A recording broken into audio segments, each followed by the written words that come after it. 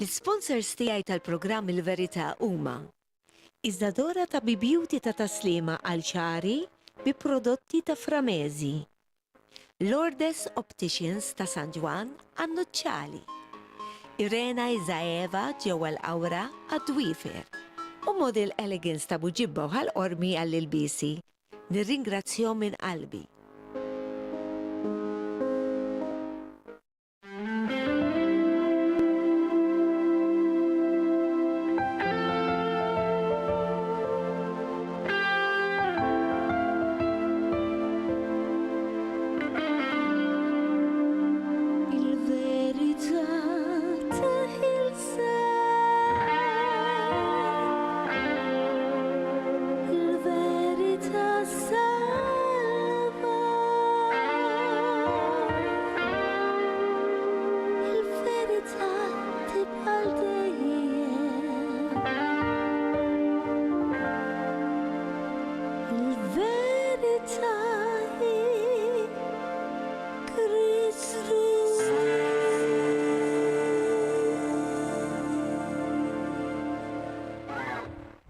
Eżis telespettaturi ta' Living Channel nilqakom għal dal-sitt program il-Verita li kif tafu sa diġà beda jidħol fid-djar tagħkom għax qed nintaqa' ma' ħafna nies barra fuq Facebook li qegħdin ukoll tibatuli qed nintaqa' ma' nies li m'għandhomx Facebook u twaqfuni hemmhekk u tgħiduli il-mod kif qed nispjegawlkom il-kelma tal-Alla kemm qegħdin tieħdu gost biha u anki l-importantija li s-salvaw li tidħol mhux hawnhekk biss ġol moħħ imma tibqa' nieżla ġol qalb.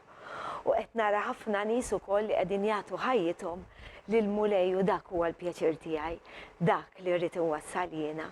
Għax jiena naf fejn jien sejra, jiena naf li nsalvata mhux għax jiena perfetta, imma bis-saħħa ta' Kristu, bis-saħħa tad-dem ta' Kristu li jiena salva. U naf li ħanejx jien għall-eternità miegħu għal dejjem ħanikol hemm u nixtieq li intom ukoll tkunu hemm. Eżis Maltin u Għawċin. Grazzi ħafna tal-kooperazzjoni tagħkom u nirringrazzja wkoll ħanirringrazzja x'kull darba ninsa lid-direttur ta' dan il-programm Wilfred u anki il-videografer tagħna li huwa Manuel. Ippreparaw il-Bibja ħdejkom għax ntikom ħafna xogħol illum. It-topic tal-lum hu ħanorukom li Ġesu huwa Alla.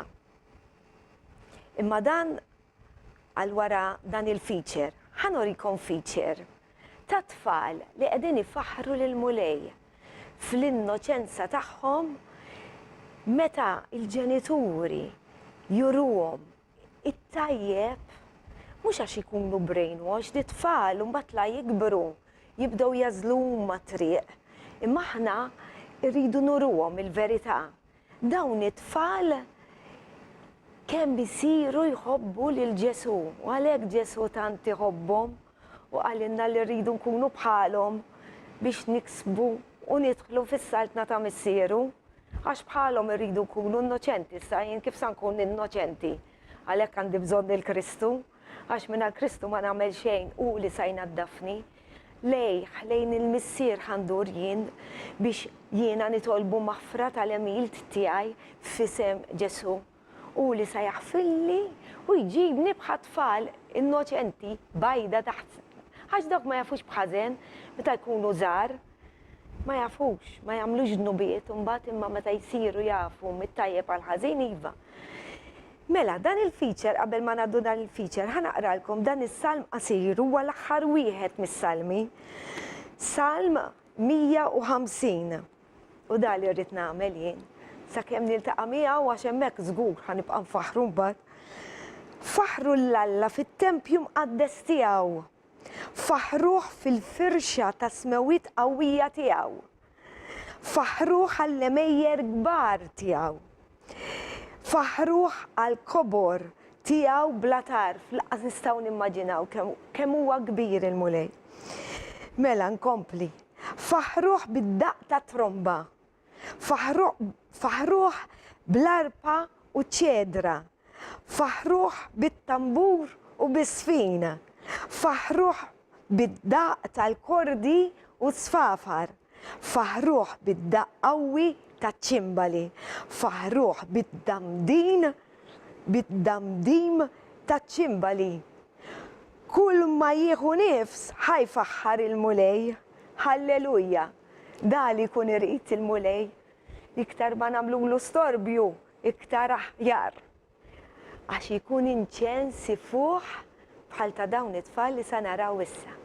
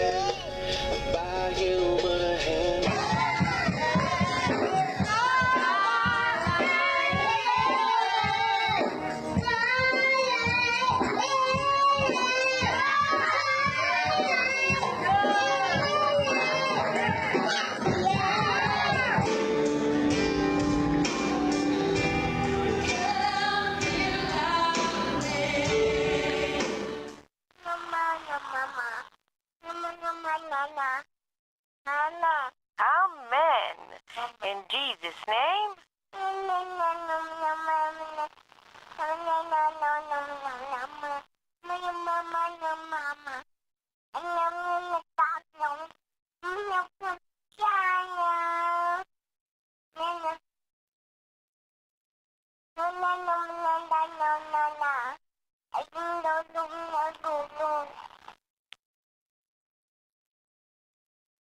Kompli jitlu bitlu. Amen. Bravo. Good. Good boy. Tlabtanna naħi. Narġaw. Tini dik.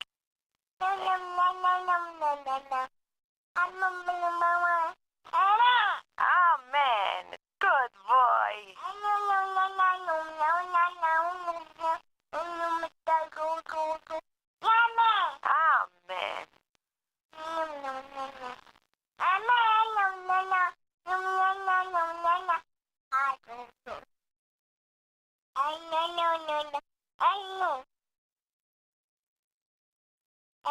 Amen. In Jesus' name. Amen. Good boy. Amen. Amen. Itla fuq inna, kif titlu, kif. Amen.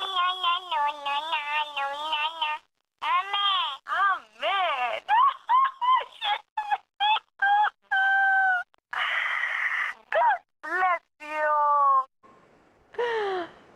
Kif rajtu dak kien it-tifel tat-tifla Iżadora l-aħħar wieħed meta kienet għandu sena.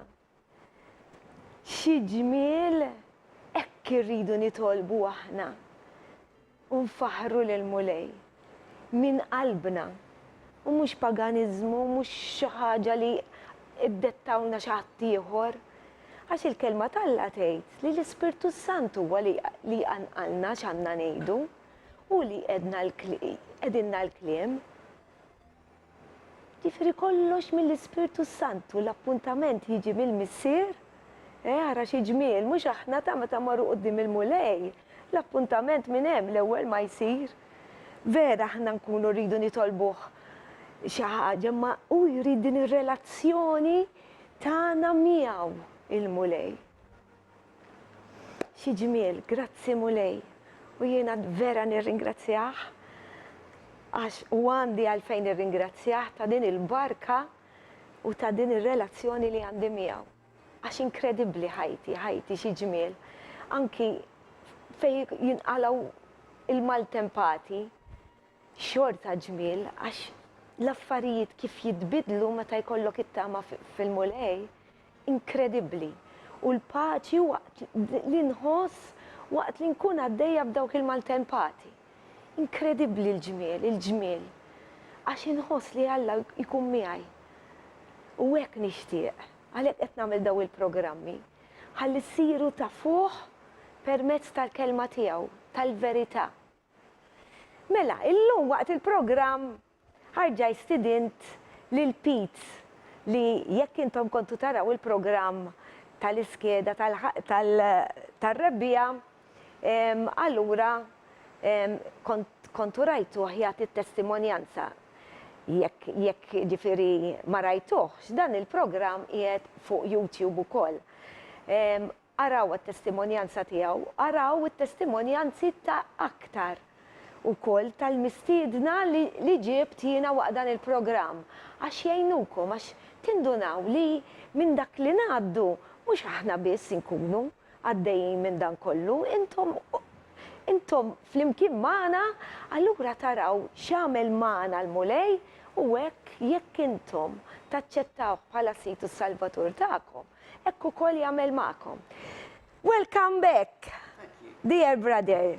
And today we are going to talk about Jesus as God and our Lord and Savior, but mostly as God.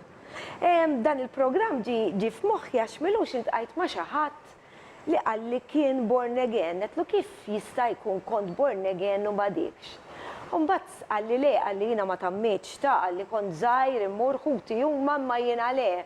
U qegħdin nitkellmu għax ma jistax ikun dak li jkun meta jduq il-Mulej kif jista' jkun tarġa' tmur lura.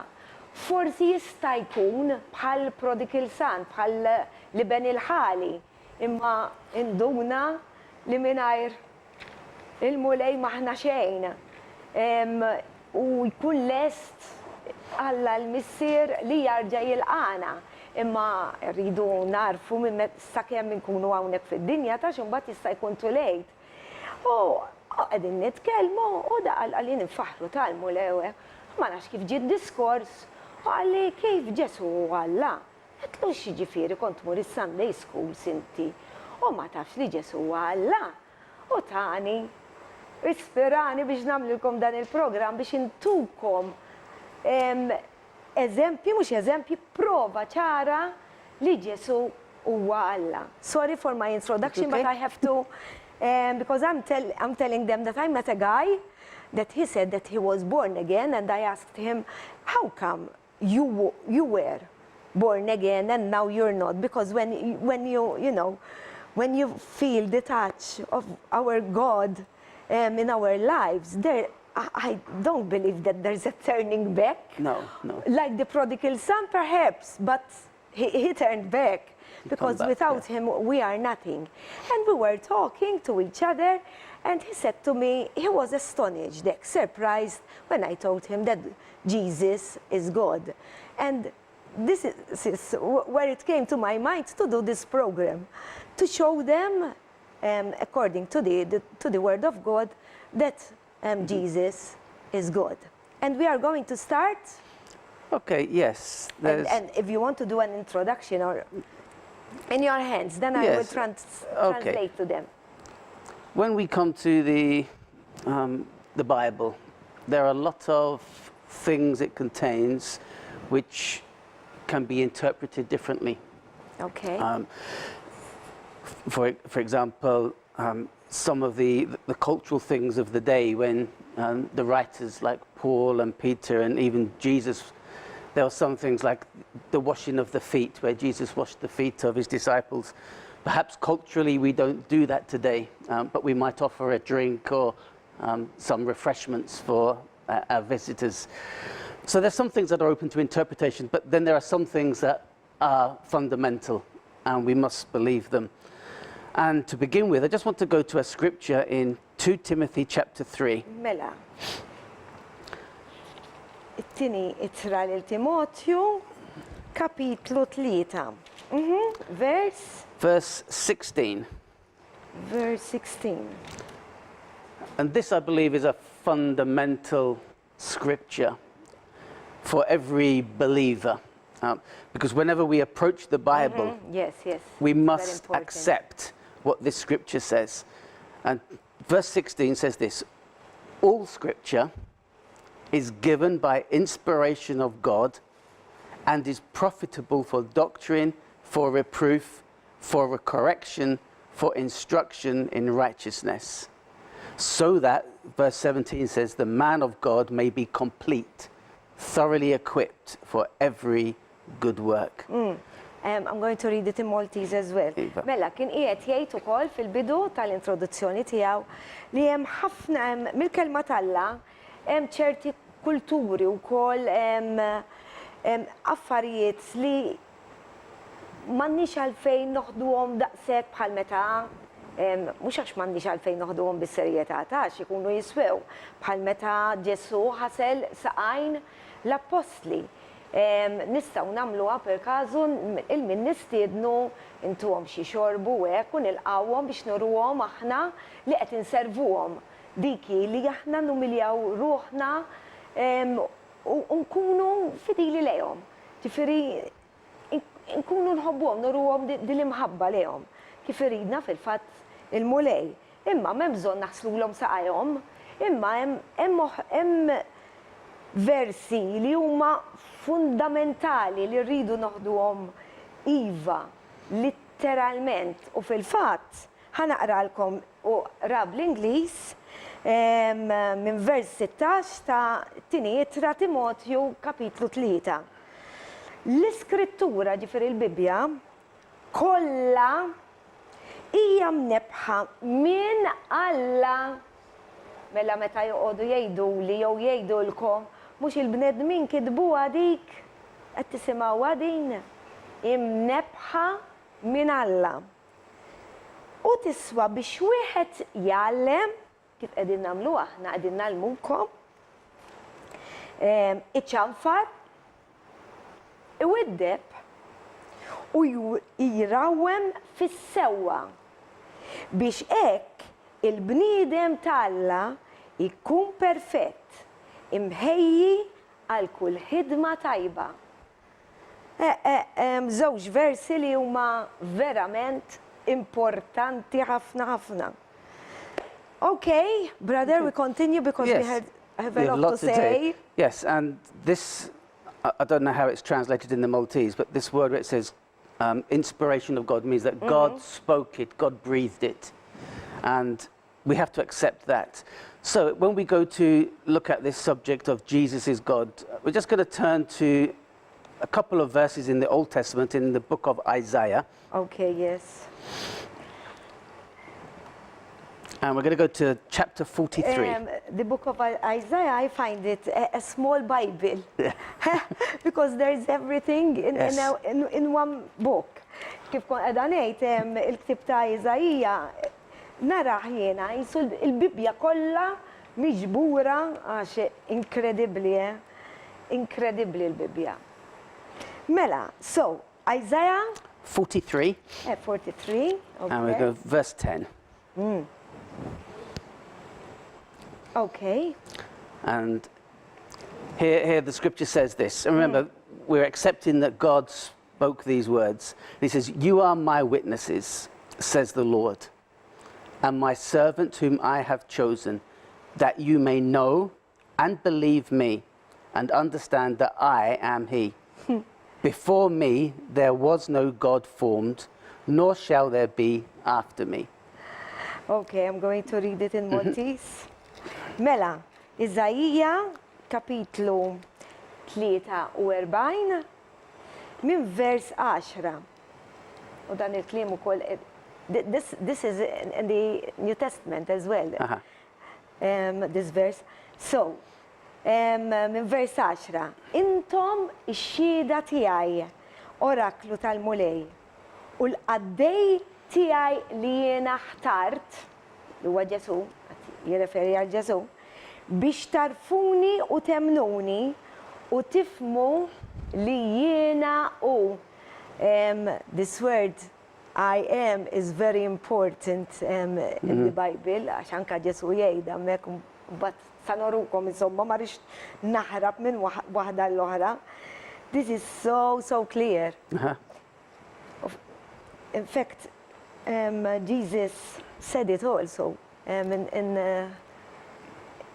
John chapter 14. If you are seeing me, you are seeing my Father. Yes. Yes, So- I leave it in your hands. Okay, so here God is saying that there has been no God before him and there will be no God after him. Yes, I didn't Oh. didn't read that. Qabli qatt ma ssawwar xi Alla u lanqas warajja qatt ma jkun hemm. Oh, this is so important. Yes, continue, Okay. brother. Okay. 2 chapters later, in chapter 45, we read similar words where God is speaking, and this is verse 5. Mela, ħanibqgħu fil-ktieb ta' Iżajija. Mela, before we continue, let's go for the Okay, the first break. the first break. Għalhekk, mela, il-break tagħna, l-ewwel wieħed.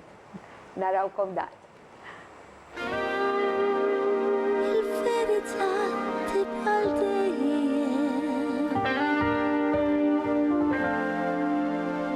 Il-verità hi Kristu.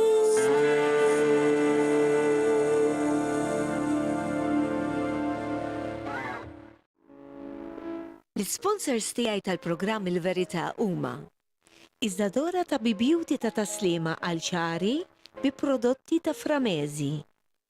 Lourdes Opticians ta' San Ġwan għan-Nuċċali. Irena Iżaeva ġewwa l-Awra għad-Dwiefer.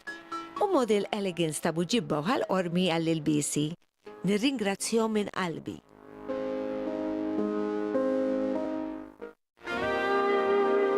Il-verità tibqa' dejjem. Il-verità hi Kristu.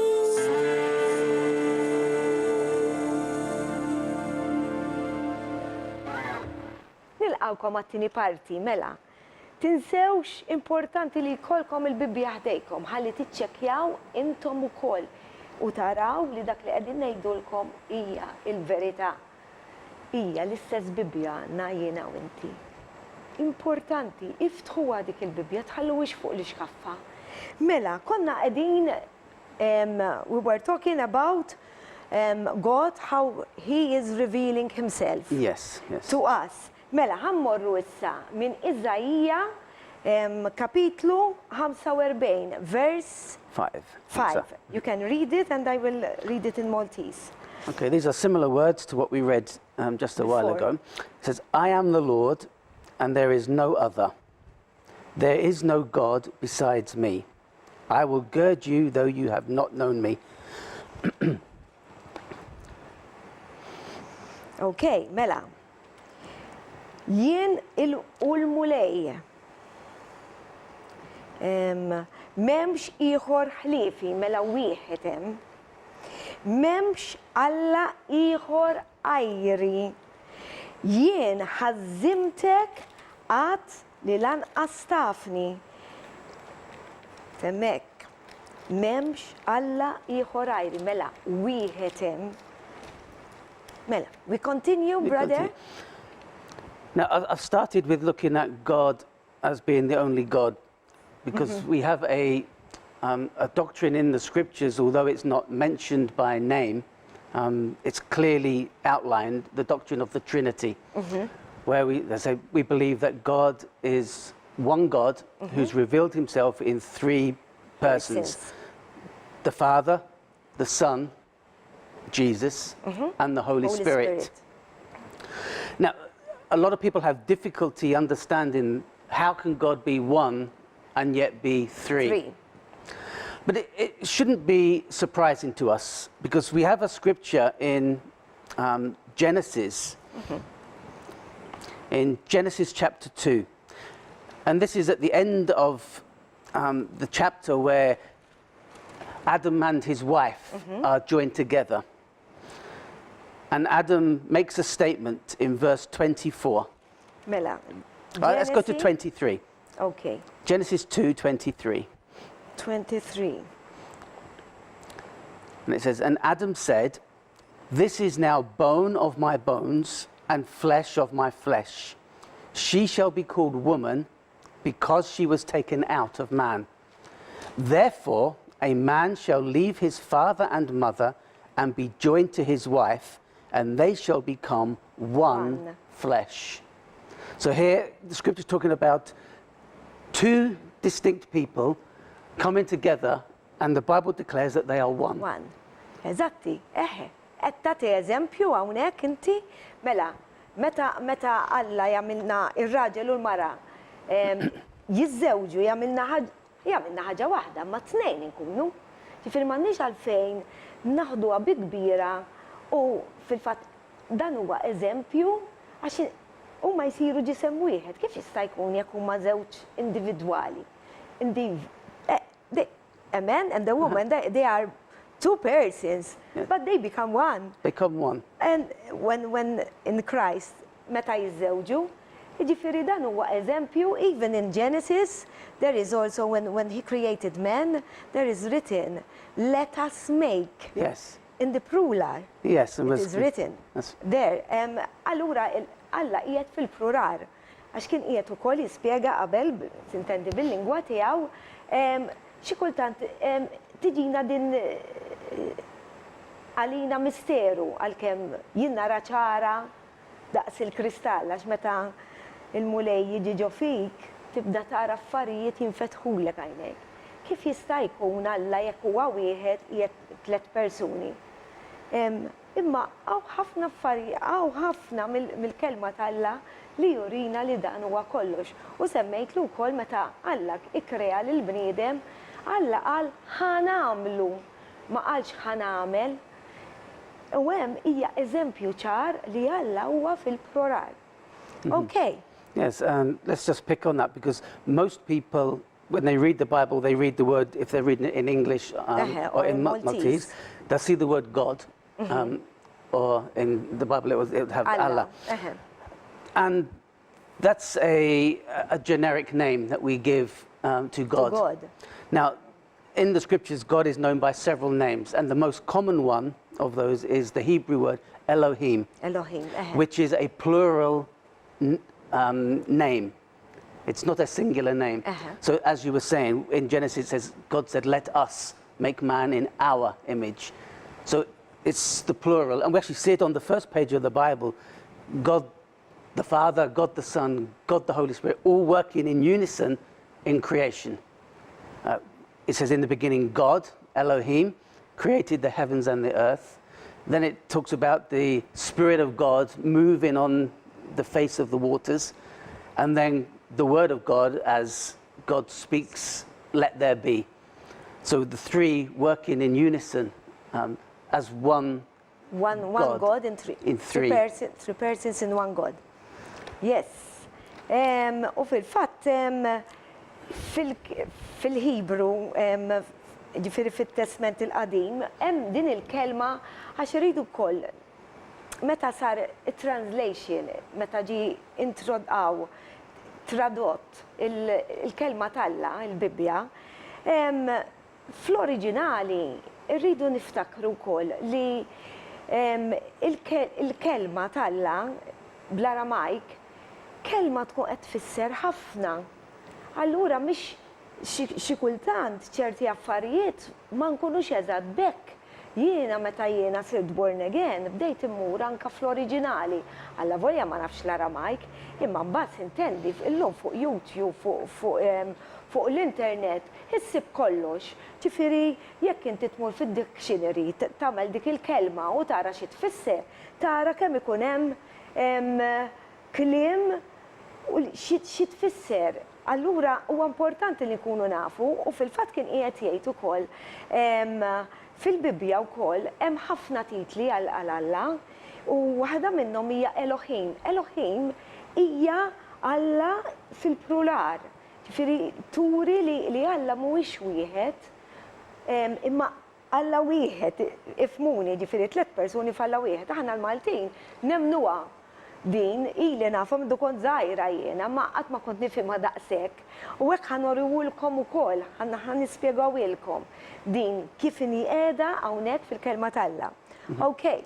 Okay, and again, that plurality of God isn't just seen in Genesis 1, we see it again in Genesis 3, in Genesis 11, and again in Isaiah 6. So it repeats throughout the scriptures. But again, how can people say, how can it be that God is one yet three? Well, let's look at his creation. He created man as a triune being. Spirit, soul and body. We have a body, we have a spirit, and we have a soul. We can't take away the spirit and the soul from the body, and they are one. They're one unit. Exactly. But there's still three. It's the same with the chemical makeup. You can have water. It can be a gas, it can be steam, it can be liquid as water, it could be ice as a solid. So each of these have 3 states: solid, liquid, gas. And still? Yet they still have the same chemical formula, H2O, water. Yes.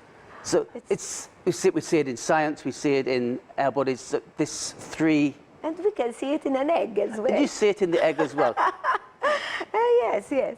Kif kien qiegħed jgħid għax aħna nistadbu kif jista' jkun fil-fatt raġa tagħna wkoll eżempji. Mela, il-bniedem li huwa ikkrejat fi ġbija tal-Alla huwa wkoll kompost minn 3 affarijiet, huwa l-Ispirtu, il-body, il-ġisem u r-ruħ.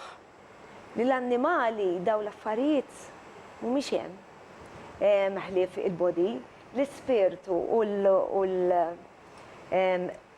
l-Ispirtu u r-ruħ mhumiex hemmhekk. Għalhekk aħna krijati maħniex annimali. Annimali huma krijati mod u aħna krijati fi ġbija tal-Alla. Differenti aħna. U ta' ukoll eżempju tal-ilma. Tal-ilma jista' jkun steam, gas, jista' jkun ukoll ice, silġ, u jista' jkun ilma. Imma 3 huma ilma. Liquid. Jista' jkun ukoll likwidu, imma xorta huma ilma.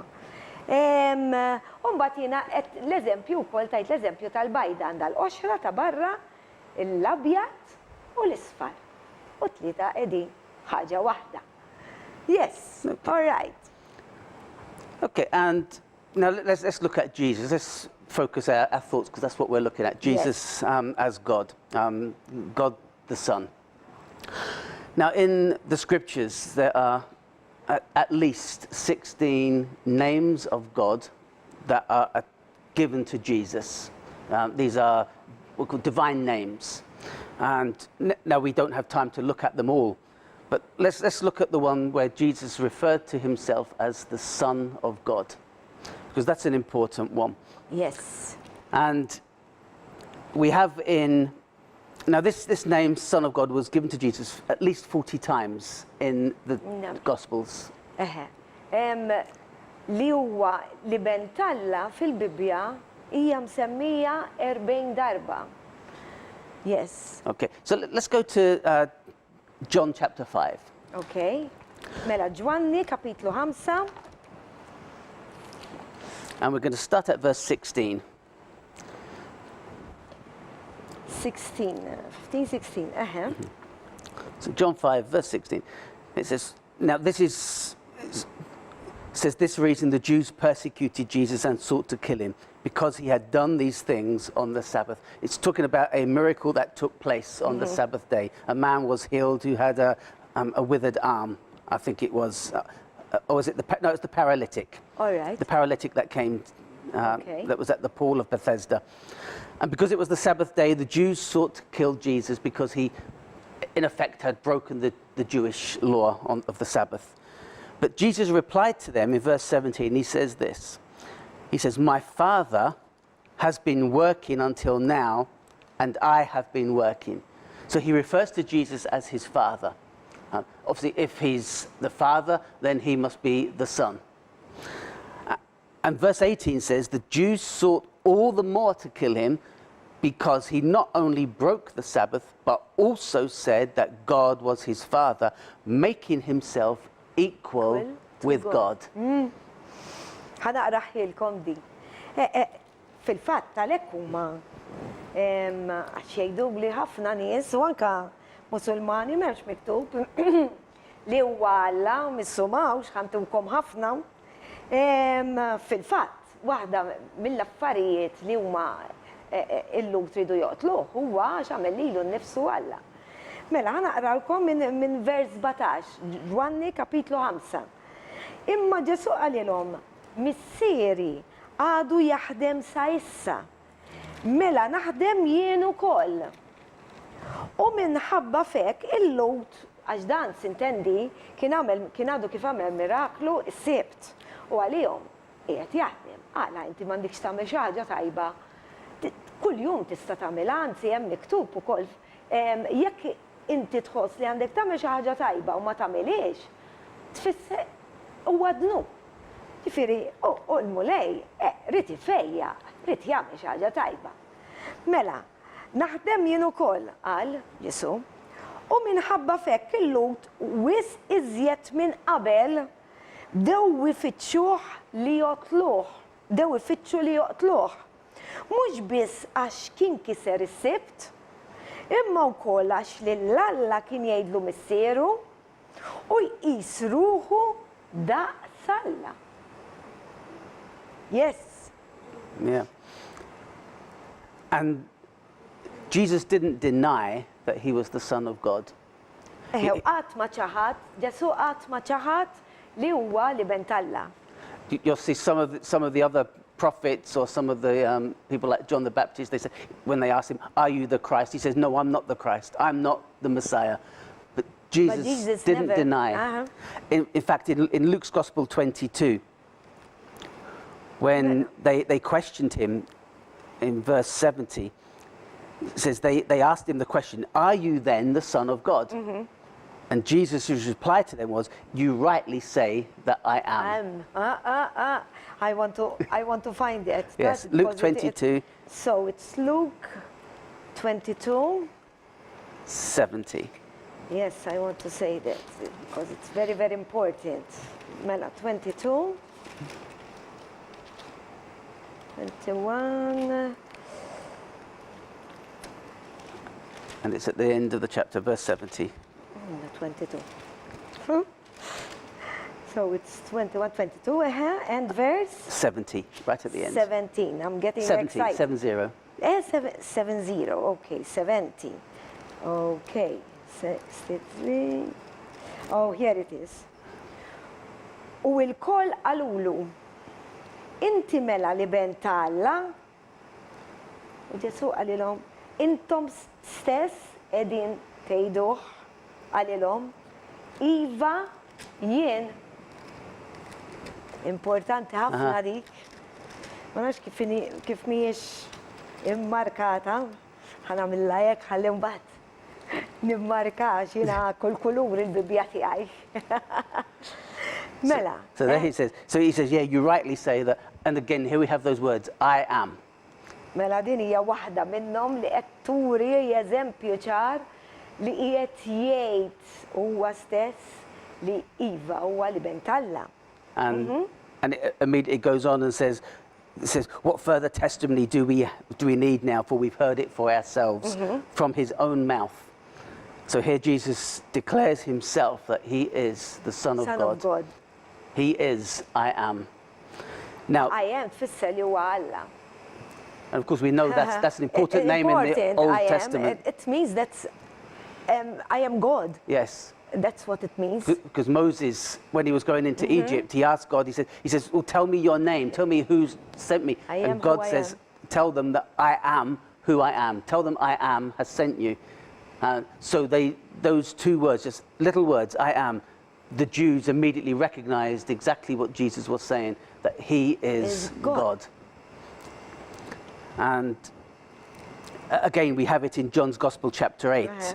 Let me continue reading verse 71. Għax nixtieq inkompli għadin. Xi ħtieġa għandna dan is-sallut. Xi ħtieġa għandna iżjed ta' xhieda. Qalu huma asmajnija aħna minn fommu stess li hu qiegħed jiddikjara li huwa Alla. Yes. Yeah. And again, we have it in John's Gospel, chapter 8. Mela, Ġwanni kapitlu 8. Issa suppost qegħdin tidraw issa tmorru fil-Bibbja u sibu l-Iskrittura. And I would love to read it all, but we don't have the time on the Yes, we go for the already. Mamma mia, kemm jgħaddi l-ħin. Ħanaddu għar-riklami u għax din hija importanti, insomma, il-kelma tal-Alla hija kollha importanti. Riklami, narawkom dat. Il-verità tibqal dejjem. Il-verità hi Kristu.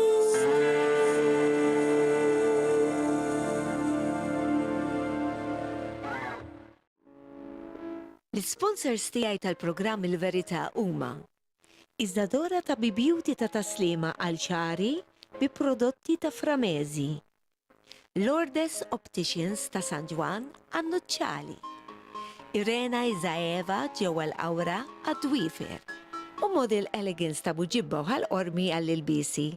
Nirringrazzjahom minn qalbi.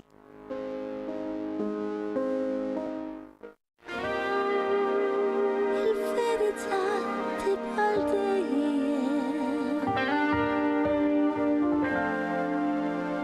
Il-verità hi Kristu.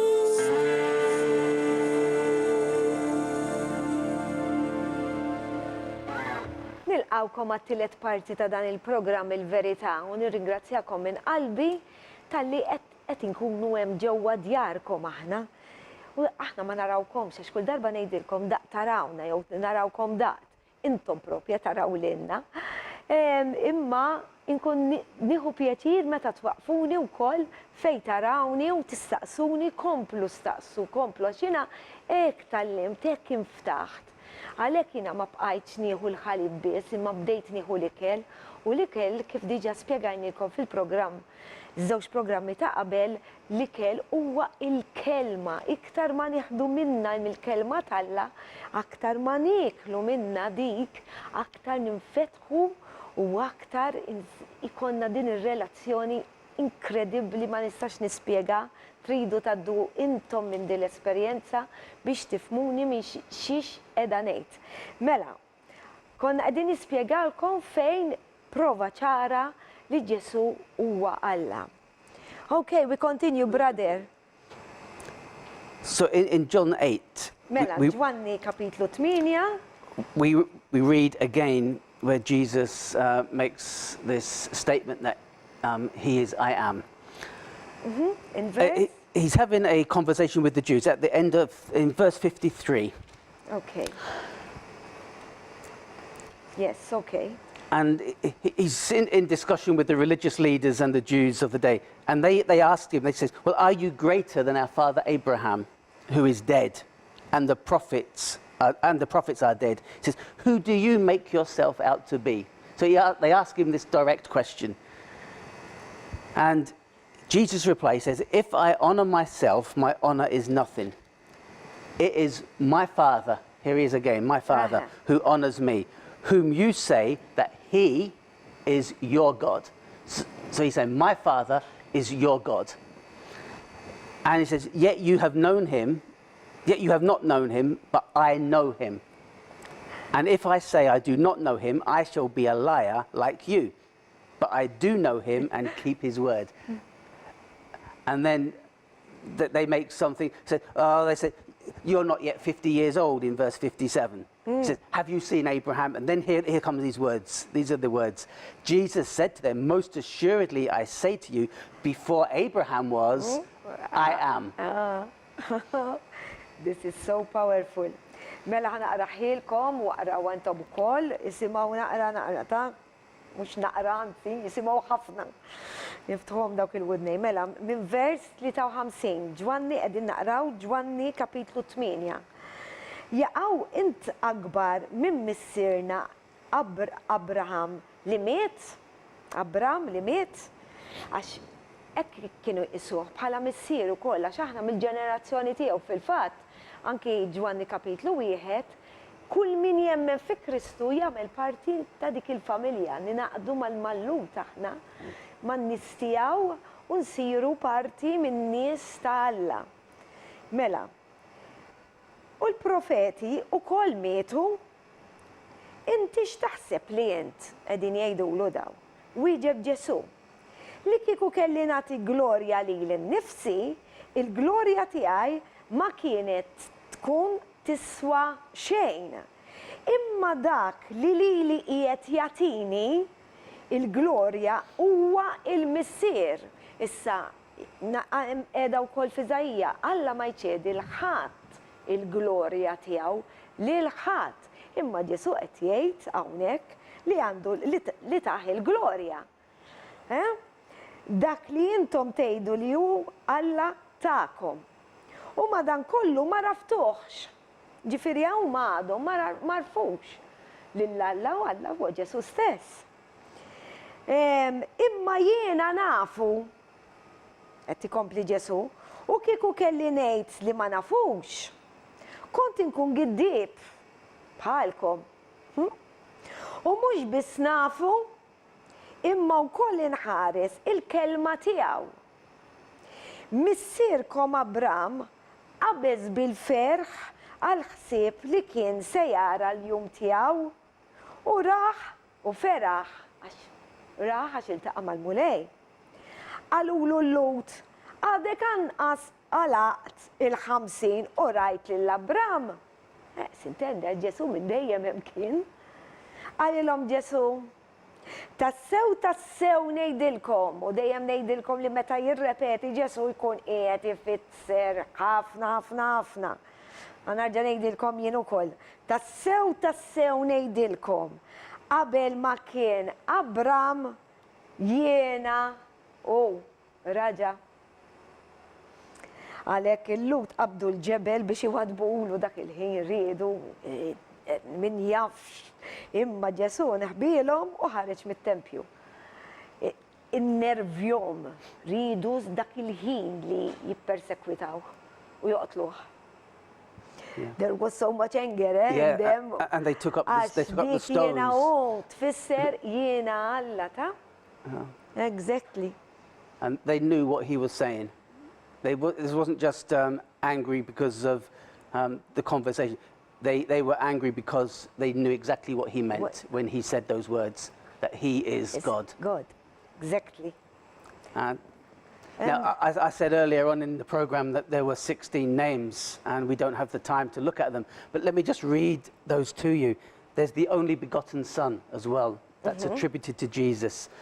The Bible in Revelation talks about Jesus being the first and the last. Again, a name which is given to God in the Old Testament. The Alpha and Omega, the beginning and the end. All these names are attributed to God. Yes, first chapter, is it? It's the first chapter of Revelation. Let's see, verse 8. L-ewwel mill-ewwel kapitlu. I'm going to read it in Maltese, okay? Jiena u l-Alfa u l-Omega jgħid il-Mulej Alla li hu u li kien u li jagħti rid jiġi dak li jista' kollox. Din tgħid kollox ukoll. This says it all. Yes. He is all in all. He's all in all. Huwa l-alfa, l-bidu u t-tmiem. U kemm il-darba wkoll ġew tal-Jehovah Witnesses many times and they told me God doesn't have a beginning. It's true. Yes. But even in Isaiah, it is somewhere there in Isaiah that God is saying that He is the Alpha and Omega as well. Yes. In the Old Testament. Yes, He does. And when I show them that, they don't say anything more, because there are so many scriptures that reveals that Jesus is God. Yeah, and I mean, apart from these names, we also see that Jesus is attributed the same offices of God. He's omnipotent. Yes. And God says in the Old Testament that He's the all-powerful one, and in the New Testament, the same office is given to Jesus. He's omniscient. He's all-knowing. So omnipotent is all-powerful. Omniscient is all-knowing. All-knowing. That He knows everything. He knows everything. Everything. And the Scripture says that Jesus perceived when people were talking, he knew what they were saying. And He knew what was in the heart of man.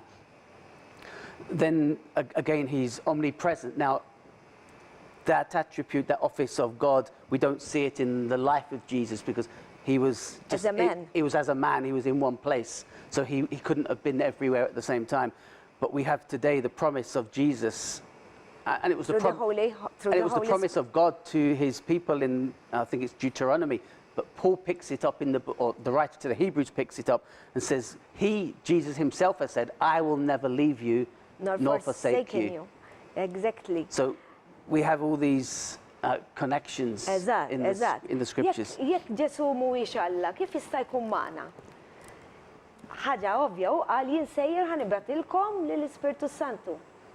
Sem wasalta lill-Ispirtu S-Santu qal ma qalx jien ma ħanibatilkom xi ħadd ieħor. U bekk permezz tal-Ispirtu S-Santu qed ikun magħna. Allura l-Ispirtu S-Santu huwa Alla stess, huwa Ġesu stess, huwa omnipreżenti, ġifieri huwa kullimkien fl-istess ħin. Jekk Ġesu mhuwiex Alla ma jistax ikun magħna. Ħaġa ovvja ġifieri. Huwa wkoll jaf kollox u fil-fatt anke meta kien bħala bniedem hemm miktub kien jaf x'qegħdin jgħidu bejniethom, kien jaf x'hemm f'qalbhom ukoll. U dak Alla biss jista' jkun jaf x'għandna f'qalbna għax jista' jkun minn barra aħna nkunu qegħdin nidhru mod nistgħu nidhru b'wiċċ mod ieħor ġifieri ħelwin imma minn ġewwa nkunu rridu perkażu jien naf nagħmlulek il-ħsara lilek imma Alla jaf x'għandna minn ġewwa u Alla biss jista' jkun jaf dan kollu. Yes, there is also that scripture in Isaiah where it is saying that God is going to send and the Prince of Peace, God Himself. Yes. It is very, very important that we read Isaiah chapter 9, that is. Oh, here it is. Here it is. I'm going to read it in Maltese. Yes. This is ukoll spjegazzjoni da mit-Testament issa il-qadim ara kemm kien ilu qed iħabbar il-Mulej li daqt ġej ukoll bħala bniedem. Isimgħu din kienet, I think this was written 500 years before Christ came. At least, probably 700. 700, tarġa. Ġifieri ara kemm ilu jibatinna nies il-Mulej.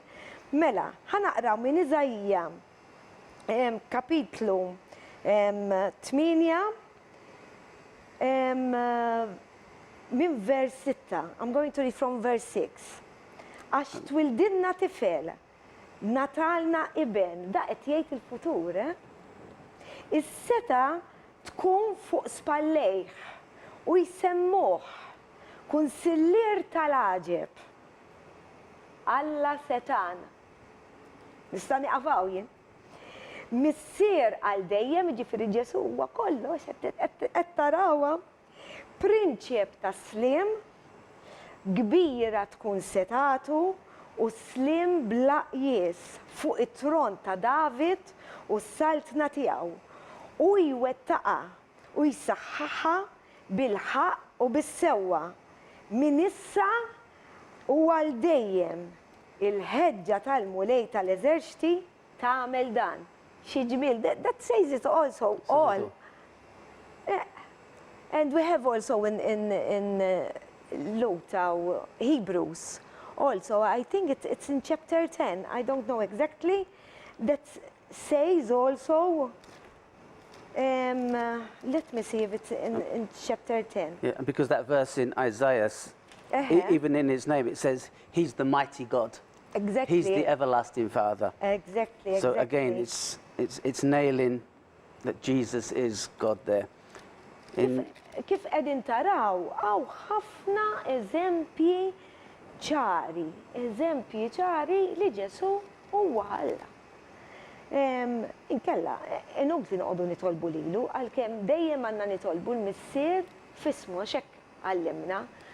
U l-unika wieħed li jista' jwasslilna it-talba tagħna. Għax 1 Timothy chapter 2 verses 5 u 6 tgħidlek li Ġesu li Alla huwa wieħed u l-medjatur bejn Alla u l-bniedem li huwa Ġesu Kristu. Did you understand what I was saying? I was telling them that he's the mediator. Ħadd ma jista' għax hu jista' jkun kull imkien fl-istess ħin għax huwa Alla. Because he's only present. He is the only one that can be everywhere at one time. Others won't do it. Is it in verse 10, that one brother that I was talking about? No, that reveals that the sacrifice, he made it once and for all. But there is written in Luke, in Luke, in Maltese, in Hebrews, that God is saying that He is God. That one, well, perhaps we'll see it, I'll find it later. But you have others? I mean, there are lots. We can go through all of the names, all of the offices, and all of the attributes that are given to Jesus, which are also given to God. And again, we don't really have the time to do all of them. Look at them. Yes. Even that He is only the only rock. Yes. The foundation. It's mentioned so many times in the Old Testament, and it's mentioned also many times in the New Testament. U qed juri li huwa l-blata, Ġesu biss huwa l-blata, għax huwa il-foundation tagħna. Jekk il-blata ma tkun il-blata hija soda, aħna ma nistgħux inkunu sodi fuq għax inkella naqgħu. ħanaddu għal-riklami u tarawna daqt. Il-verità tibqal dejjem. Il-verità hi Kristu.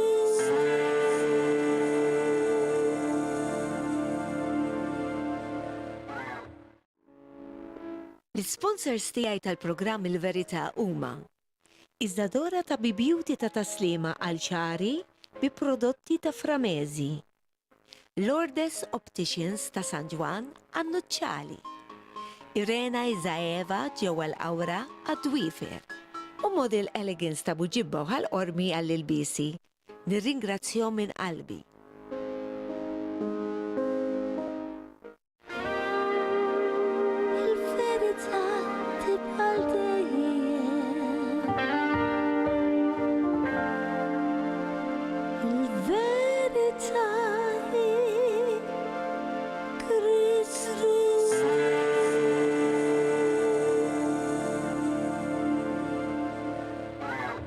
Nilqawkom għall-aħħar parti tal-programm, laqas irid nemmen li diġà għadda.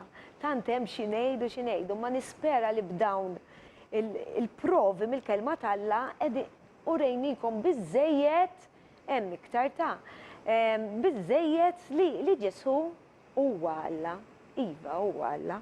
U fil-fatt kont qed nfittex u sibnija sa dan it-tant. Skrittura vera wkoll importanti qiegħda fil-ktieb tal-Lut, kapitlu 1 minn vers 5 u din qiegħda wkoll jekk issibu s-Salmi 45 bejn 6 u 7 ukoll għax il-kelma talla tikkumplimenta skritturi oħrajn. Bekk hija l-kelma talla, bekk taqbel, bekk nemmen fiha jien, għax kieku hija miktuba mill-bnedmin, kieku hemm l-iżbalji, imma fil-kelma talla m'hemm żbalji.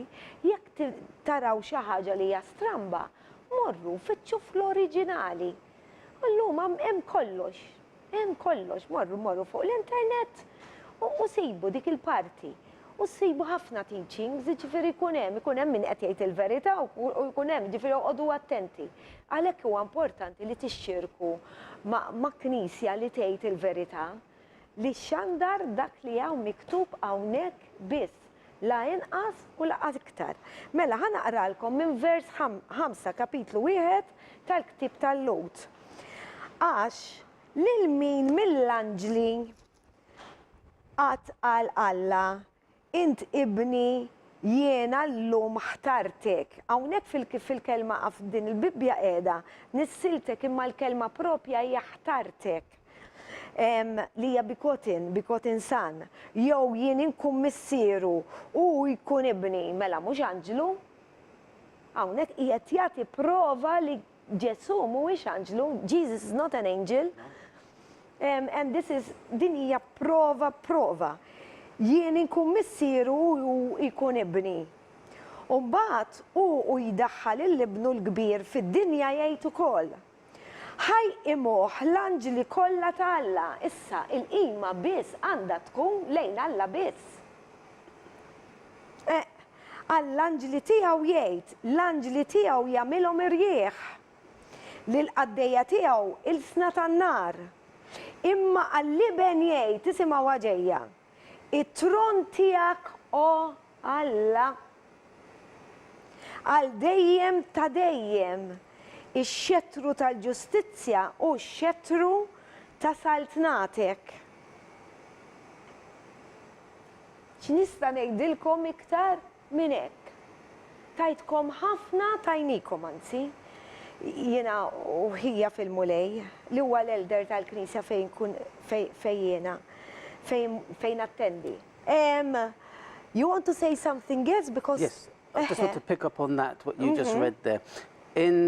When Jesus was in the wilderness and the devil came to him and tempted him, he quoted the scriptures to the devil, and I'll read the quotation where Jesus says, "Away with you, Satan, for it's written, you shall worship the Lord your God, and him only you shall serve."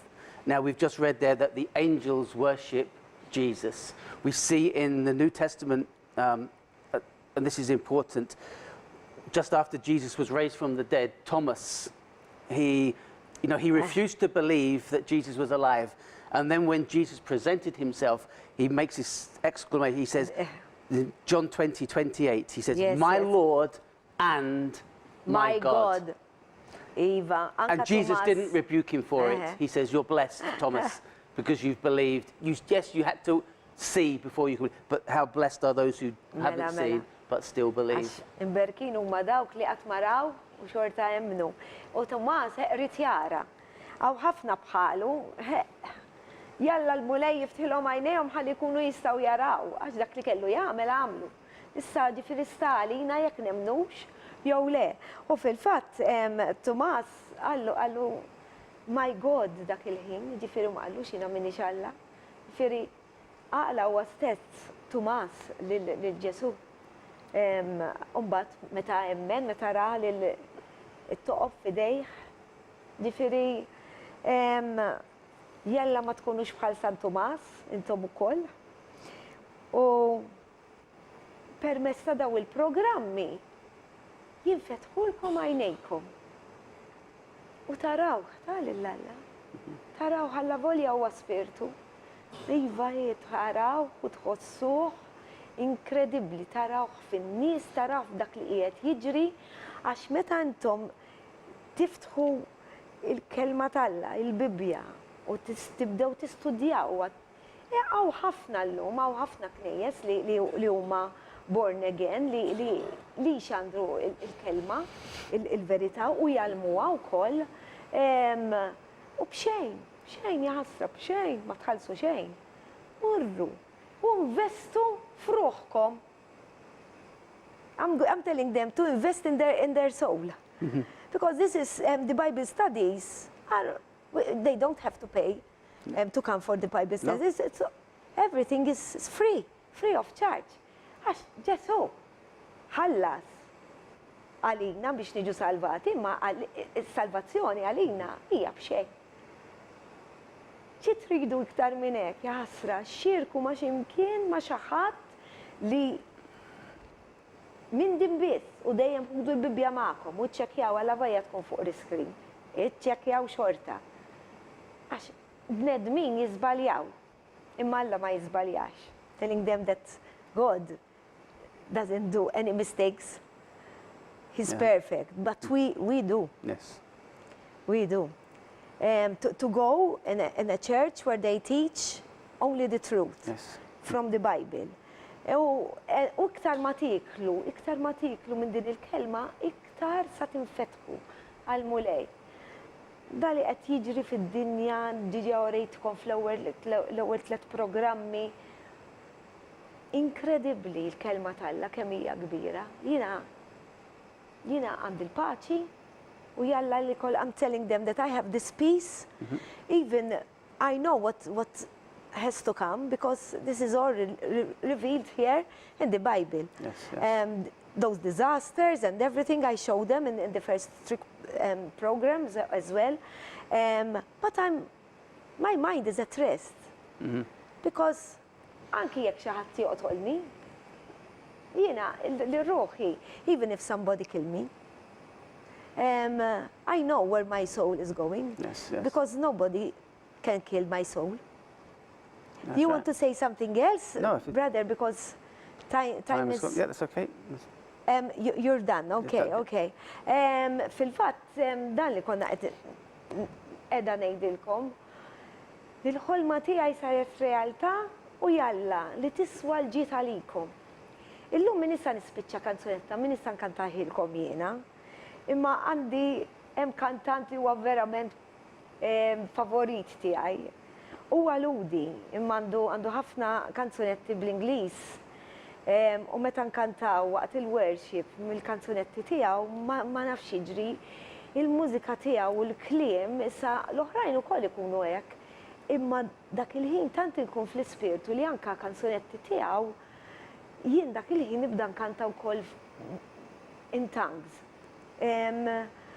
Inkredibbli meta tiġri di xi ħaġa sabiħa jiena. Ma nkunx nafx qiegħda ngħid dak il-ħin, ma nkunx nafx qed nkanta. Imma l-biċċa sabiħa hija li dak il-ħin l-Ispirtu s-Santu li huwa ġo fija ikun qiegħed jitkellem mal-missier. Min ġo fija? Għax aħna t-tempju tal-Ispirtu Santu. Kemm il-darba ngħidilkom li Alla ma jeżisti fl-ebda ħaġa li hija magħmula mill-bniedem. Allura dik xi ħaġa inkredibbli nixtaq li ssir anke fikom. Araw din il-kanzunetta, hemm il-kliem ukoll kantawlu l-Mulej kif dejt ngħidilkom jien fis-salm rajt l-aħħar wieħed fil-bidu tal-programm kantawlu permezz ta' din il-kanzunetta. Arawha.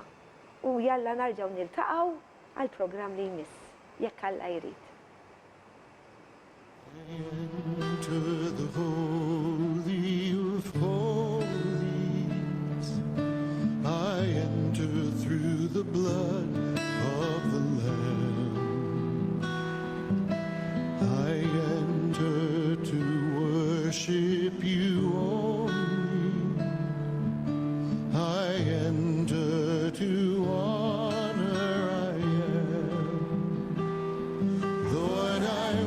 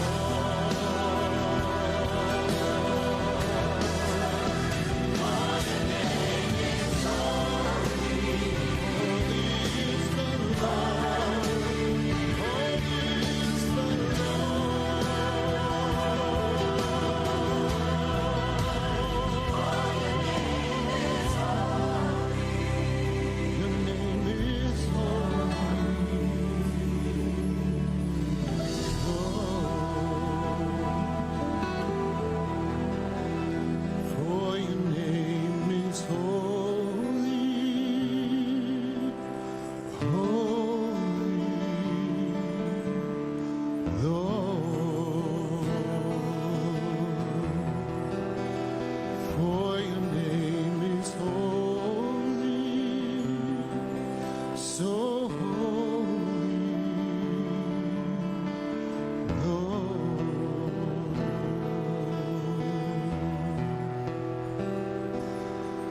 Let the weight of your glory cover us. Let the life of your river flow. Let the truth of your kingdom reign in us. Let the weight of glory, let the weight of your glory fall. Let the weight of your glory fall.